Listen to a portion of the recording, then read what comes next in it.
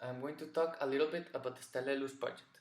The Estela Luz was a building made for the purpose of Mexico's 200 years of independence and 100 years of the Mexican Revolution. The building was supposed to be finished by Mexico's Bicentenario 2010, but it was not finished until 15 months later in January of 2012. The building was supposed to have an initial budget of 393 million pesos, but they ended up spending 1,575 million pesos, almost 10 times the amount of the initial budget. The project was supposed to be an emblematic structure in Mexico City, like El Ángel de la Independencia, Emicidio Juárez, o el Monumento a la Revolución. These words were stated by then President of Mexico, Felipe Calderón. From an ethical point of view, the main issue that this project had was the fact that it is known that corruption happened. So when corruption happens, we know that a lot of values are lost, and that the people that are doing it are not acting in an ethical way. Another problem ethically about this project is that it was supposed to be a monument that represented the Mexicans and their independence, their revolution, their spirit, and that wasn't delivered. So it was actually just a monument that people used to benefit from it and lie to all the people, and it was supposed to be something about to be proud about, but ended up just being a big corruption issue.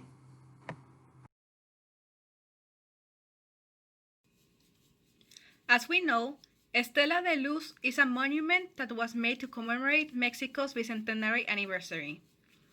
However, in the end, it became more known amongst the citizens as a monument of corruption. The economic resources used for the project weren't properly distributed nor used, which then led the initial budget of 1,304 million of pesos to have an increase of 192%, and so the final amount spent for the project was 304 million of pesos. This led to the outrage of the citizens, and accusations were thrown about how the government used the excuse of the monument as a way to steal public resources. Even last year, President Andrés Manuel López Obrador, on one of his morning conferences, mentioned how he wanted to put a plaque on the monument that said "Monument to Corruption." And so the debate was reignited amongst the people. However, despite its bad reputation, under Estela de Luz lies the Digital Cultural Center, a place open to all public which promotes the use of digital tools, software, and even digital books for education and other things.